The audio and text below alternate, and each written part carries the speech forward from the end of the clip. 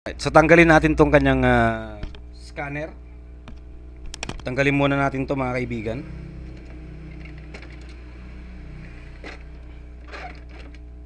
Yan. And then remove natin tong cover dito. Pwede lang dikwatin to mga kaibigan. Yan.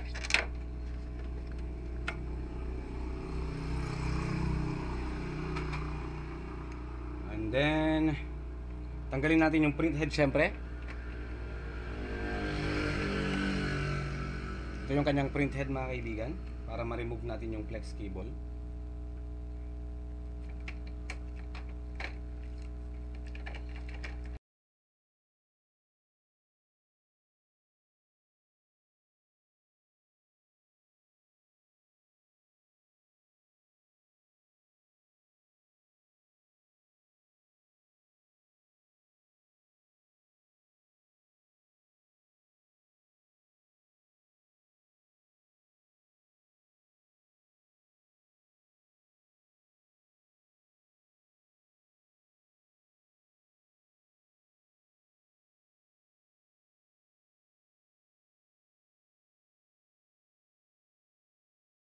So ito yung napansin ko mga kaibigan, no? Yan. May mga nayupi-yupi na. And pag ini-insert to dito, parang papilit na. Parang napipilitan na siya mga kaibigan. So papalitan natin to. So detach natin. Dito kailangan maging sharpshooter kayo mga kaibigan.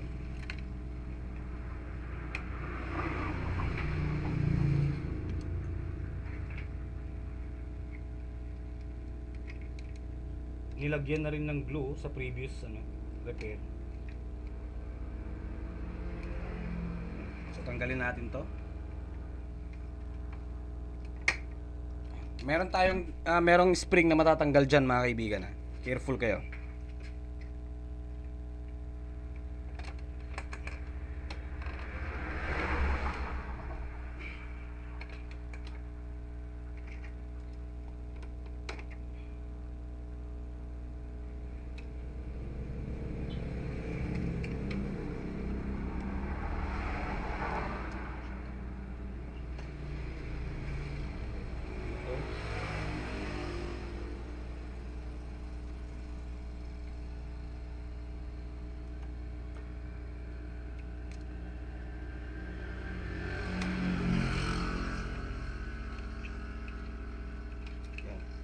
Then lagay natin yung panibagong, salpak natin yung bagong flex cable niya. Tignan nyo lang yung alignment mga kaibigan, ha. Pag ganyan yan.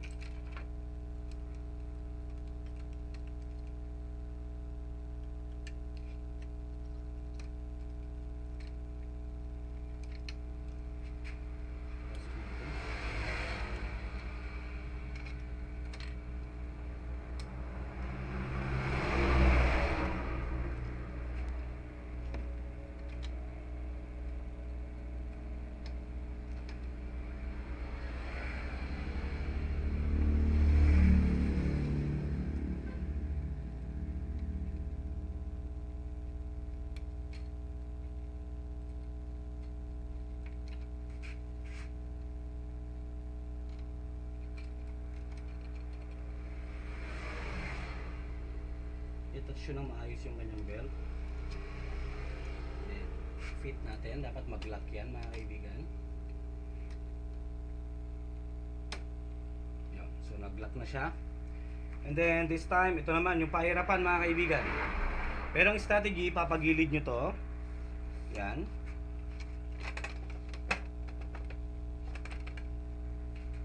Then kailangan ay ipasok to mga kaibigan. Itong pins, yan, itong 4 pin dapat nakaharap dito. Nakaharap diyan.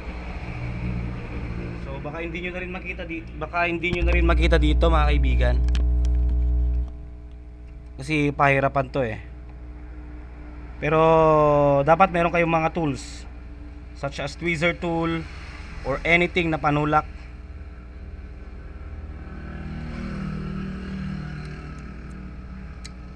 Ito ang mahirap dito eh. Merong slot dito sa gilid mga kaibigan. Itong 4 pin. So dapat to nakaharap dyan.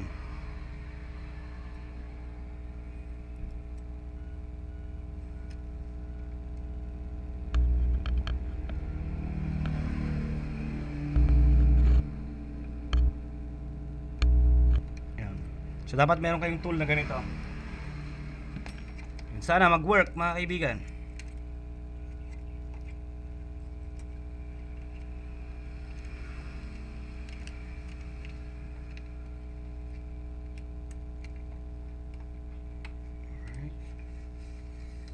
So check nyo lang. Sana dapat walang sumasagi.